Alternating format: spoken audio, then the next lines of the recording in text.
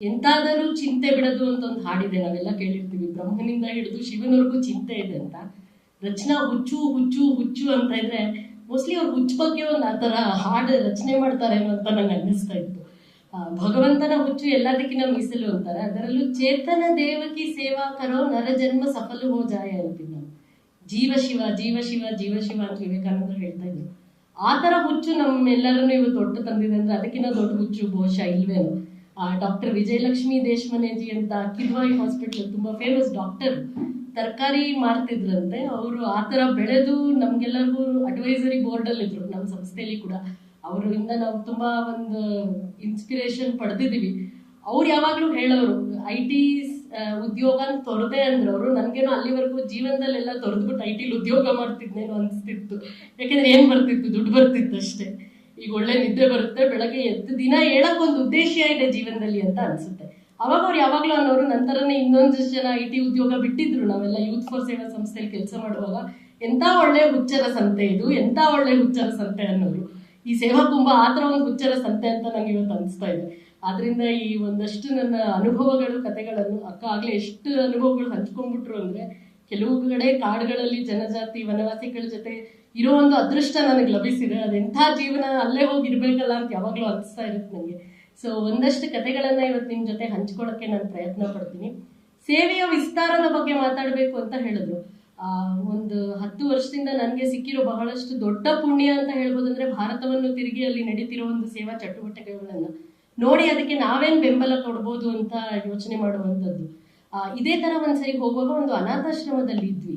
ಅದನ್ನ ನಡೆಸ್ತಿದ್ದಂತ ಅಣ್ಣ ಒಂದು ಕಥೆಯನ್ನ ನಮ್ಗೆ ಹೇಳ್ತಾ ಇದ್ರು. ಮೊದಲು ಅವ್ರು ಹೇಳಿದ್ದು, ನಾನು ಶುರು ಮಾಡಿದ್ದೆ ದೇವ್ರ ಮೇಲೆ ಒಂದು ನಂಬಿಕೆ ಇದೆ, ನನ್ಗೇನ್ ಬರುತ್ತೆ ನಾನೇನ್ ಮಾಡ್ತೀನಿ ಮಕ್ಳಿಗೆ ನೋಡ್ಕೊಳಕ್ಕೆ ಅಂತ ನಂಗೆ ಗೊತ್ತಿಲ್ಲ, ಆದ್ರೆ ದೇವ್ರ ನನ್ನ ಜೊತೆ ಇದ್ದಾನೆ ಅಂತ ನಂಗೆ ಗೊತ್ತು. ಒಂದು ಹೆಜ್ಜೆ ನಾವು ಹಾಕಿದ್ರೆ ದೇವ್ರು ಯಾವಾಗ್ಲೂ 10 ಹೆಜ್ಜೆ ಹಾಕ್ತಾನೆ, ಅದರಿಂದ ಹೇಗೋ ನಡೆಸ್ಕೊಂಡು ಹೋಗ್ತಾನೆ ಅಂತ. ನೀವೆಲ್ಲ ಸೇವೆ ಮಾಡೋರು, ಅದರಿಂದ ನಿಮಗೆ ತಿಳಿದಿರ್ಬೋದು. ಬಹಳಷ್ಟು ಜನ ಹೋಗಿ ಹುಟ್ಟದಬ್ಬ ಅಂತ ಆಚರಿಸ್ಕೋತಾರೆ, ಇನ್ನೇನೋ ಒಂದಿನ ಆಚರಿಸ್ಕೋತಾರೆ, ಅವತ್ತು ಏನೇನೋ ಕೊಡ್ತಾರ ಮಕ್ಳಿಗೆ. ಆದ್ರೆ ದಿನ ಮಕ್ಳಿಗೆ ಊಟ ಬರ್ತಾ ಇದೆಯಾ, ದಿನ ವೃದ್ಧಾಶ್ರಮದಲ್ಲಿ ಯಾರು ಊಟ ಬರ್ತಾ ಇದೆ ಅಂತ ಬಹಳ ಕಡಿಮೆ ಜನ ಯೋಚನೆ ಮಾಡ್ತಾರೆ. ಸೊ ಅವ್ರು ಹೇಳಿದ್ರು, ಸರಿ ಇದೇ ಆದಾಗ ಅವ್ರಿಗೆ ಮುಂದಿನ ದಿನ ತಿಂಡಿಗೆ ಕೊಡಕ್ಕೆ ಕೂಡ ಏನೂ ಇರ್ಲಿಲ್ವಂತೆ. ಅವಲಕ್ಕಿ ನೋಡಿದ್ರೆ ಇಷ್ಟಿತ್ತಂತೆ, ಅಕ್ಕಿ ಇಷ್ಟಿತ್ತಂತೆ. ಏನಪ್ಪಾ ದೇವ್ರೆ, ಈ ತರ ನನ್ನ ಪರೀಕ್ಷೆ ಮಾಡ್ತಾ ಇದೆಯಾ ಅನ್ಕೊಂಡ್ರಂತೆ. ಆದ್ರೂ ಒಂದು ಟ್ರಸ್ಟ್, ಒಂದು ಫೇತ್, ಒಂದು ನಂಬಿಕೆ ಇತ್ತಂತೆ. ನಾನು ಏನೋ ಒಂದು ಒಳ್ಳೆ ಕೆಲಸ ಮಾಡ್ತಾ ಇದ್ದೀನಿ, ಅದು ದೇವರೇ ನನ್ನನ್ನು ಆಯಿಸ್ಕೊಂಡಿದ್ದಾನೆ ಯಂತ್ರವಾಗಿ, ಅವ್ರು ಹೇಳಿದ ಹಾಗೆ. ಅದರಿಂದ ಹೇಗೋ ಸಿಗುತ್ತೆ ಬಿಡು ಅಂತ ಇದ್ದಿದ್ದ ಅಕ್ಕಿ ಅನ್ನ ಮಾಡಿ ಅವತ್ತಿನ ರಾತ್ರಿ ಊಟ ಎಲ್ರಿಗೂ ಬಡಿಸಿದ್ರಂತೆ.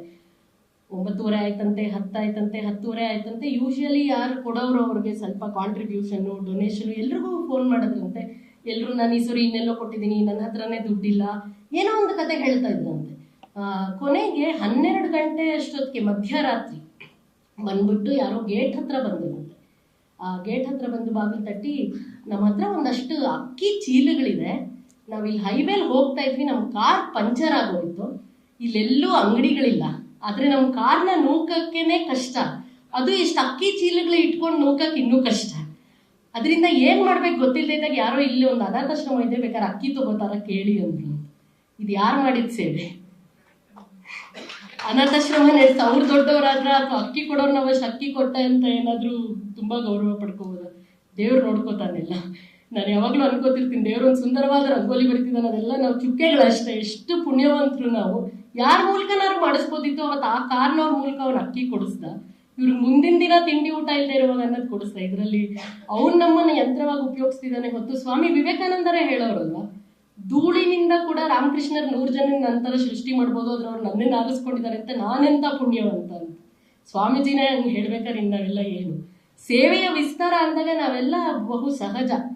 ತುಂಬಾ ಜನ ಇವಾಗವರೆಗೂ ನಾನು IT ಬಿಟ್ಟು 10 ವರ್ಷ ಆದ್ರೂ ಜನ ಜ್ಞಾಪಿಸ್ತಾ ಇರ್ತಾರೆ, IT ಬಿಟ್ಟು ಕೆಲಸ ಮಾಡ್ತಾ ಇದ್ದಾರೆ, IT ಬಿಟ್ಟು ಸೇವೆ ಮಾಡ್ತಾ ಇರ್ತಾರೆ ಅಂತ.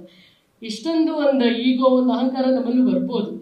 ಇಷ್ಟು ಮಾಡ್ತಾ ಇದೀವಿ, ನಾವು ಅದು ಮಾಡ್ತಾ ಇದೀವಿ ಅಂತ ಯಾವಾಗ್ಲೂ ಜ್ಞಾಪಕ ಇಟ್ಕೋಬೇಕು. ದೇವ್ರು ನಮ್ಮನ್ನು ಆರಿಸ್ಕೊಂಡು ಏನೋ ಒಂದು ಕೆಲಸ ಮಾಡೋ ಒಂದು ಸೌಭಾಗ್ಯ ನಮಗೆ ಕೊಟ್ಟಿದ್ದಾರೆ.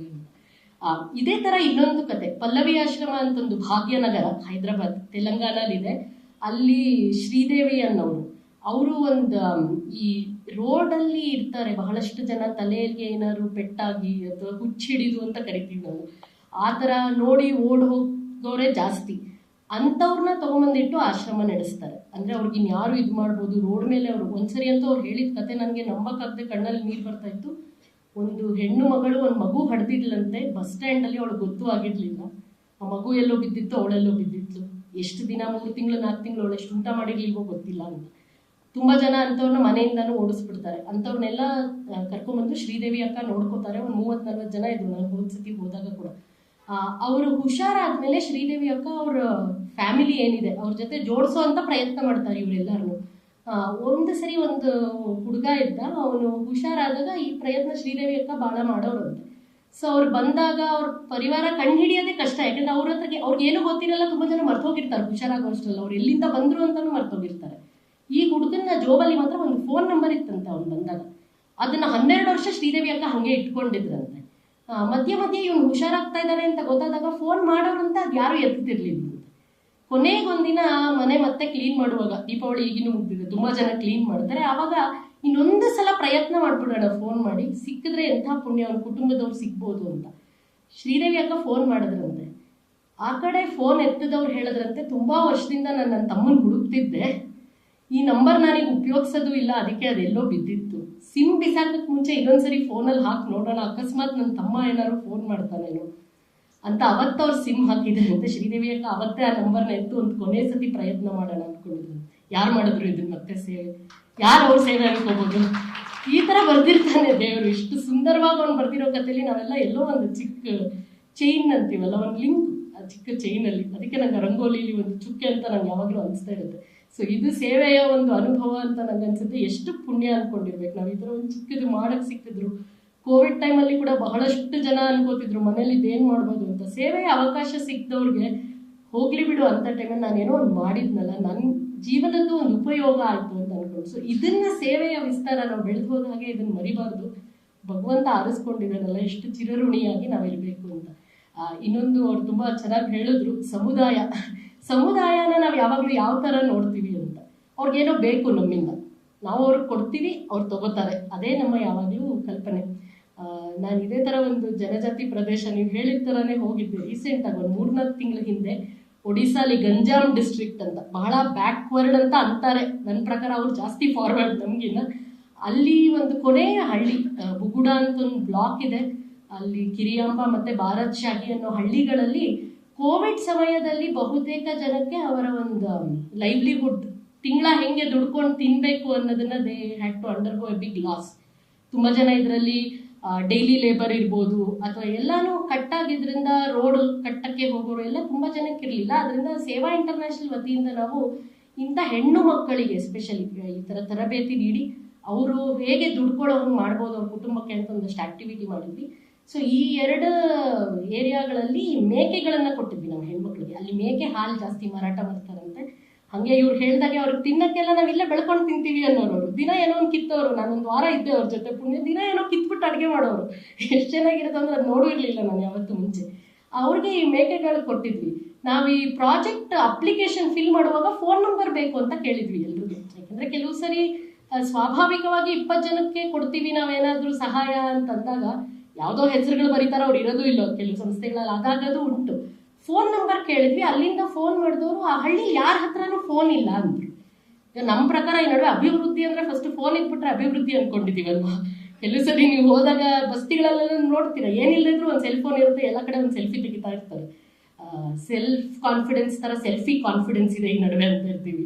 ಹಾಗಾಗಿ ಅವರಂದ್ರು ಈ ಹಳ್ಳಿ ಯಾರ ಹತ್ರನೂ ಫೋನ್ ಇಲ್ಲ ಅಂತ. ಎಷ್ಟು ಪರಿವಾರಗಳಿದೆ? ಒಂದು 45 ಪರಿವಾರ ಇದೆ, ಇನ್ನೊಂದು ಕಡೆ ಒಂದು ಅಷ್ಟಿದೆ. 88 ಪರಿವಾರಗಳಲ್ಲಿ ಒಬ್ಬರ ಹತ್ರನೂ ಫೋನ್ ಇಲ್ಲ. ಒಂದಷ್ಟು ಜನದ ಹತ್ರ ಫೋನ್ ಇಲ್ಲ, 50-60 ಹತ್ರ ಇಲ್ಲ ಅಂದ್ರೂ ಪರವಾಗಿಲ್ಲ, ಒಂದು ಫೋನ್ ಇಲ್ಲ ಅಂತಾರೆ. ಸರಿ ಬಿಡಿ, ಹೆಂಗೋ ಕೊಟ್ಬಿಡ್ತೀವಿ, ಪೇಪರಲ್ಲೇ ಬರೆದ್ಬಿಟ್ಟು ವೆರಿಫೈ ಮಾಡ್ತೀವಿ ಅಂತೆಲ್ಲ ಮಾಡಿ ಅಲ್ಲಿ ಹೋದಾಗ ನಂಗೆ ಗೊತ್ತಾಯ್ತು. ಅವ್ರಂದ್ರು ನಮಗೆಲ್ಲ ಇಲ್ಲೇ ಸಿಗುತ್ತೆ, ನಾವು ಇಲ್ಲೇ ಬೆಳ್ಕೋತೀವಿ, ನಾವು ಹೋಗಿ ಏನೋ ಕೆಲಸ ಮಾಡಿದಾಗ ಕೆಲವ್ರು ಬಟ್ಟೆ ಕೊಡ್ತಾರೆ, ನನ್ನ ಬಂಧು ಬಳಗ ಎಲ್ಲ ಇಲ್ಲೇ ಇದ್ದಾರೆ, ನಾನು ಯಾರಿಗೆ ಫೋನ್ ಮಾಡಲಿ ಅಂತ. ನಮ್ಮ ಅಭಿವೃದ್ಧಿ ಅನ್ಕೊಳ್ಳೋದು ಯಾವಾಗಲೂ ನಮ್ಮ ಹತ್ರ ಏನಿದೆಯೋ ಅದು ಇನ್ನೊಬ್ರಿಗೆ ಕೊಟ್ಬಿಟ್ರೆ ಅದು ಅಭಿವೃದ್ಧಿ. ನಮ್ಗೆ ಒಂದು ಸ್ಕೂಲ್ಗೆ ನಾವು ಹೋದಾಗ ಕೆಲವು CSR ಅಂತೀವಲ್ಲ, ಈಗ ಕಾರ್ಪೊರೇಟ್ ಸೋಷಿಯಲ್ ರೆಸ್ಪಾನ್ಸಿಬಿಲಿಟಿ, ಆ ಡೋನರ್ಸ್ ಬಂದಿದ್ರು. ಆ ಮಗು ಪಾಪ ಖುಷಿಯಾಗಿ ಓಡ್ತಾ ಇದೆ ಗ್ರೌಂಡಲ್ಲಿ. ಈ ಡೋನರ್ಸ್ ಅವತ್ತೇ ಶೂ ಕೊಟ್ಬಿಟ್ಟಿದ್ದಾರೆ ಎಲ್ಲ ಮಕ್ಕಳು. ಒಬ್ಳು ಶೂ ಹಿಡ್ಕೊಂಡು ಓಡ್ತಾ ಇದ್ದಾಳೆ ಮಗು ಹಿಂದೆ, ಯಾಕೆಂದ್ರೆ ಅವಳಿಗೆ ಬರಿಕಾಲಲ್ಲಿ ನಡೆಯೋಕೆ ಕಷ್ಟ ಅಂತ ಅವಳು ಮಗುನು ಶೂ ಹಾಕೊಳ್ಳಿ, ಪಾಪ ಮಗು ಬರಿಕಾಲಲ್ಲಿ ಓಡ್ತಾ ಇದೆ ಅನ್ಕೋತಾ ಇದ್ದಾಳೆ. ಆ ಮಗು ಖುಷಿಯಾಗಿ ಓಡ್ತಾ ಇದೆ. ಅಭಿವೃದ್ಧಿಯ ಹೆಸರಲ್ಲಿ ನಾವು ಯಾವತ್ತೂ ಅವ್ರಿಗೆ ಏನು ಬೇಕು ನಿಜವಾಗ್ಲೂ ಅವ್ರಿಗದ್ರ ಇಂಪಾರ್ಟೆನ್ಸ್ ಇದೆಯಾ ಅಂತ ನೋಡ್ಬಿಟ್ಟು ಕೊಡ್ಬೇಕು. ನಮ್ಮ ಸೇವೆ ವಿಸ್ತಾರವಾದಷ್ಟು ನಾವೇನೋ ಮಾಡಬೇಕು, ನಾವು ಬಿಸಿ ಇರಬೇಕು, ನಮ್ಮಿಂದ ಸೇವೆ ನಡಿಬೇಕು ಅಂತ ಕೊಡೋದಲ್ಲ. ಇದು ಒಂದು ಲೆಸನ್ ಮತ್ತೆ ಮತ್ತೆ ಕಲಿತಾ ಇರ್ತೀವಿ ನಾವು. ಆ್ಯಂಡ್ ಸಿಸ್ಟರ್ ನಿವೇದಿತಾ ಬಗ್ಗೆ ಮಾತಾಡ್ತಾ ಇದ್ದೀವಿ, ಅವಳ ಜನ್ಮದಿನನೇ ನಡೆದು ಇವತ್ತು ಇದು ಮಾಡ್ತಾ ಇದ್ದೀವಿ. ಅವಳು ತೋರಿಸಿದ್ದು ಇದನ್ನೇ. ಅಷ್ಟೂ ಒಂದು ಎಜುಕೇಷನಲ್ಲಿ ಅವಳು ಎಕ್ಸ್ಪರ್ಟ್ ಆಗಿ ವಿಂಬಲ್ಡನ್ನಲ್ಲಿ ಸ್ಕೂಲ್ ನಡೆಸಿ ಇಲ್ಲಿ ಬಂದ್ಲು. ಭಾರತದ ಸ್ಕೂಲಲ್ಲಿ ನಾನು ಪುವರ್ ಕಾಪೀಸ್ ಆಫ್ ಯುರೋಪ್ ಅಂತ ಅವಳೇ ನೋಡು, ನಾನು ಅದನ್ನು ಸೃಷ್ಟಿ ಮಾಡೋಕೆ ಇಲ್ಲಿ ಬಂದಿಲ್ಲ. ಇಲ್ಲಿ ಎಲ್ಲ ಎಷ್ಟು ಚೆನ್ನಾಗಿದೆ, ಯಾವ್ದು ಇಲ್ಲಿ ಬೇಕು ಶಿಕ್ಷಣ ಅದನ್ನು ನಾನು ಕೊಡ್ತೀನಿ ಅಂತ. ಕುಂಭ ಅಂತಾನು ನೀವು ಕರೆದಿದ್ದೀರಾ. ಇಲ್ಲಿ ಕುಂಭಮೇಳಲ್ಲಿ ಸೇವೆ ಮಾಡೋ ಅವಕಾಶ ಸಿಕ್ಕಿತ್ತು ನನಗೆ 3 ತಿಂಗಳು. ಕುಂಭದಷ್ಟು ಒಳ್ಳೆ ಎಕ್ಸಾಂಪಲ್ ಸಮುದಾಯನ ಹೆಂಗೆ ಜೋಡಿಸ್ಕೊಂಡು ಕೆಲಸ ಮಾಡ್ಬೇಕಂತ ನಾನು ಇನ್ನೆಲ್ಲೂ ನೋಡಲಿಲ್ಲ. ಒಂದು ಅಲ್ಲಿ ಮಾರಾಟ ಮಾಡೋರು ಕೂಡ ಯಾರಾದರೂ ಒಂದು ಚಿಕ್ಕ ಪ್ಲಾಸ್ಟಿಕ್ ಹಿಂಗೆ ಹಾಕಕ್ಕೆ ಹೋದ್ರೆ ಕೋಟಿಗಟ್ಟಲೆ ಜನದಲ್ಲಿ 23 ಕೋಟಿ ಜನ ಬಂದಿದ್ರಂತೆ ಕುಂಭಲ್ಲಿ 2019ರಲ್ಲಿ. ಯಾಕೆ ಪ್ಲಾಸ್ಟಿಕ್ ಹಾಕ್ತಾ ಇದೆಯಾ ಅನ್ನೋರು. ಅದಕ್ಕೆ ಇನ್ಯಾರು ಬೇಕಿರಲಿಲ್ಲ ಪೊಲೀಸು ಹೇಳಕ್ಕೆ. ಅಲ್ಲಿ ಅಕ್ಕಪಕ್ಕ ಓಡಾಡೋ ಜನ ಇರೋರು. ಅಂದರೆ ಅಷ್ಟು ಒಂದು ಅಭಿಮಾನ ಇತ್ತು. ನಾವು ಸಮುದಾಯದಲ್ಲಿ ಸಮಾಜದಲ್ಲಿ ಕೆಲಸ ಮಾಡುವಾಗ ನಾವೆಲ್ಲ ಒಡಗೂಡಿ ಕೆಲಸ ಮಾಡ್ತಾ ಇದೀವಿ. ನಾವು ನಿಮ್ಗೋಸ್ಕರ ಏನಾರು ಮಾಡ್ತಿರೋದಲ್ಲ ಅನ್ನೋದನ್ನ ತೋರಿಸ್ಬೇಕು. ಸ್ವಾಮಿ ವಿವೇಕಾನಂದನೂ ಹೇಳೋರು, ನಾನೇನೋ ಕೊಡ್ತಿದ್ದೀನಿ ಅಂತ ನಾನು ಈ ಥರ ಪೆಡೆಸ್ಟಲಲ್ಲಿ ನಿಂತು ನೀನು ಕೆಳಗೆ ಕೂತು ನಿಂತ್ಕೊ ಅಂತಲ್ಲ, ನಾನು ನನ್ನ ಮೊಣಕಾಲ ಮೇಲೆ ಇರ್ತೀನಿ, ನಿನಗೆ ನಾನು ಸೇವೆ ಅವಕಾಶ ಕೊಟ್ಟಿರೋದಕ್ಕೆ ನಾನು ನಿನಗೆ ಚಿರಋಣಿ ಅಂತ. ಕುಂಭದಲ್ಲಂತೂ ನಾವು ಬೋಟಲ್ಲಿ ಹೋಗ್ತಿದ್ದಾಗ ನದಿಲಿ ಈ ಬೋಟ್ ಕರ್ಕೊಂಡು ಹೋಗೋರು ಇರ್ತಾರಲ್ಲ, ಅವ್ನು ಒಬ್ಬ ಅಂತೂ ನಂಗೆ ಹೇಳ್ತಾ ಇದ್ದ ಅವ್ನು ಬೆಳಗ್ಗೆ, ಅರೆ ಮೇಡಮ್ ಮೇರೆ ಪೂರ್ವಜೋನೇಗಿ ಶ್ರೀರಾಮ್ ಕೋ ಯೇ ಗಂಗಾ ಪಾರ್ ಕರಾಯಾಗ ಅಂತ.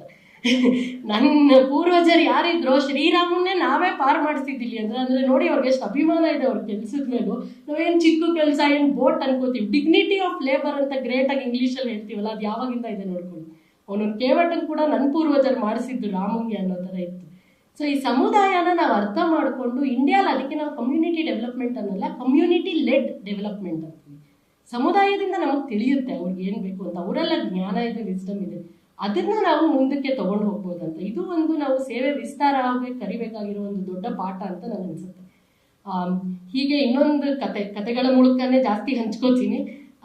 ಹೈದರಾಬಾದ್ನಲ್ಲೇ ನಾವು ದಿಲ್ಶುಕ್ ನಗರ್ ಅನ್ನೋ ಒಂದು ಏರಿಯಾಲಿ ಒಂದು ಬ್ಲೈಂಡ್ ಹಾಸ್ಟೆಲ್ಗೆ ಹೋಗ್ತಾ ಇದ್ವಿ ಸೇವಾ ಕಾರ್ಯ ಮಾಡೋಕ್ಕೆ.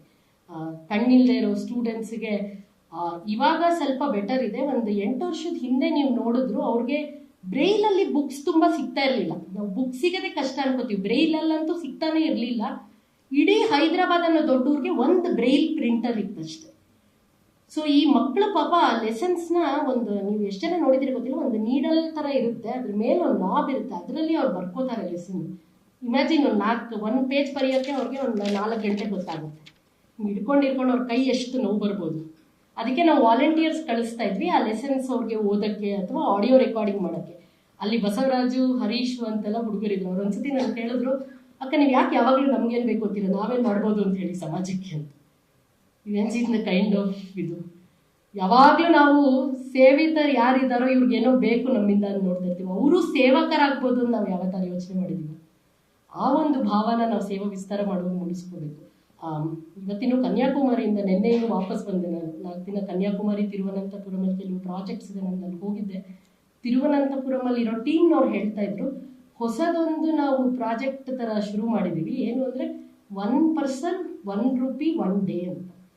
ಯಾಕೆಂದರೆ ಬಹಳಷ್ಟು ಜನ ಈ ಆಟೋ ಡ್ರೈವರ್ಸು ಅಥವಾ ವೆಂಡರ್ಸ್, ಮಾರಾಟ ಮಾಡೋರಿಗೆಲ್ಲ ನಾವು ಕೋವಿಡ್ ಟೈಮಲ್ಲಿ ರೇಷನ್ ಕಿಟ್ ಎಲ್ಲ ಕೊಟ್ಟಿದ್ವಿ.